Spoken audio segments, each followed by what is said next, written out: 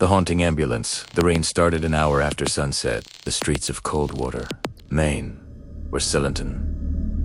Odd kind of silence that seemed to crawl beneath your skin. The kind that made you believe the night itself was breathing. Through that rain and silence, an old white ambulance rolled down Main Street, its siren light flickering dim red over empty houses. The name Coldwater EMS was barely visible under layers of grime. Behind the wheel sat Ethan Cole, 34, a night shift EMT who had seen too much and felt too little.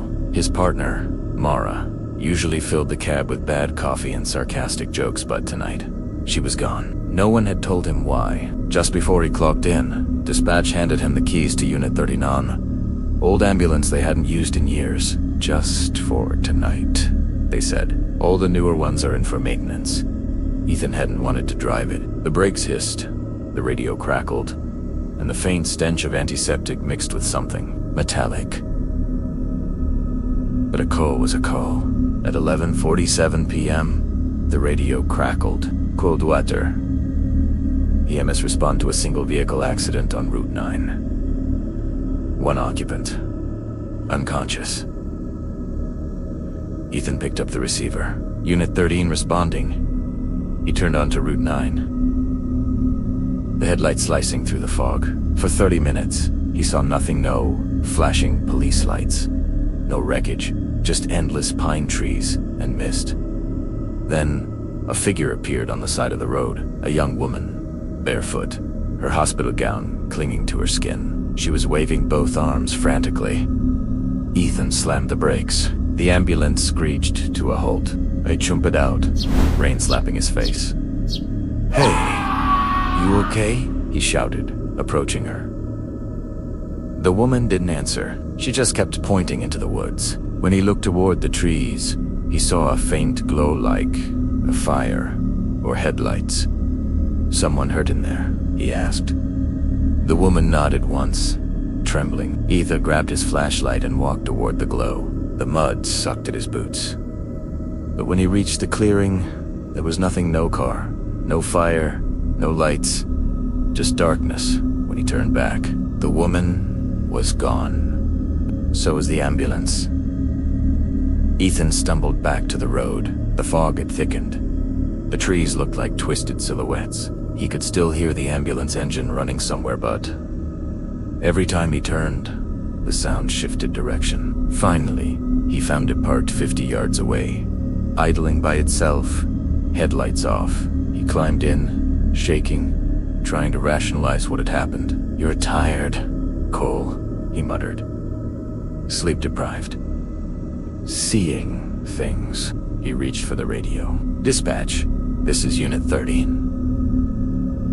False alarm on Route 9. Returning to base." The static on the other end buzzed. Then a voice whispered through. "Return to where it began." He froze. "Dispatch, repeat that." Silence. Then, the faint sound of someone breathing. Slow, wet, close. He threw the mic down.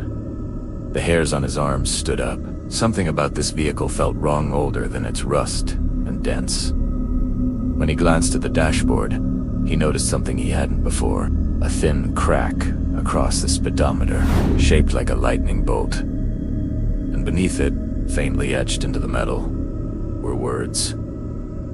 Last ride, October 22nd, 1998. That was 27 years ago. He drove back toward town. But Coldwater looked different. No lights, no signs of life.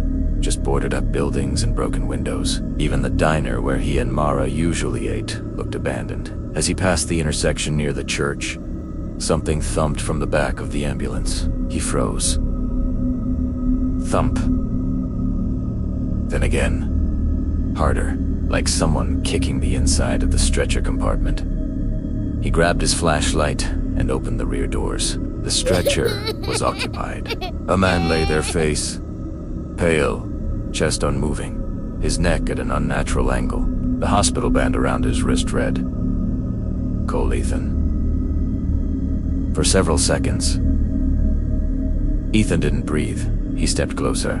The dead man's eyes suddenly snapped open. Ethan stumbled backward, dropping the light. The interior lights flickered. The figure on the stretcher twitched, then sat up bones. Cracking, mouth opening wider than humanly possible. "You left me," it gurgled. Ethan slammed the doors and ran to the driver's seat. Starting the engine, the siren wailed on its own. Screaming into the empty night, he drove aimlessly, panic rising. But the streets looped, endlessly the same gas station, the same church, the same foggy corner. Every turn brought him back to where he started. Finally, he stopped in front of the Coldwater General Hospital lowly. It was in ruins. Windows shattered, ivy crawling up the walls. The roof caved in. He stepped out, trembling. "Hello," he shouted. "Is anyone here?" No answer, only the faint sound of a heart monitor beeping. Coming from inside, he followed it through the labradusti, water-stained walls, flickering lights. The sound led him to the ER. There, an old ambulance stretcher stood under a broken lamp. A heart monitor beside it blinked weakly. Patient. Mara Sim's time of death. 11:47 p.m. That was the same time he'd received the call. He suddenly remembered something. 2 months ago, he and Mara had answered a call on Route 9. Car flipped over. Gasoline leaking.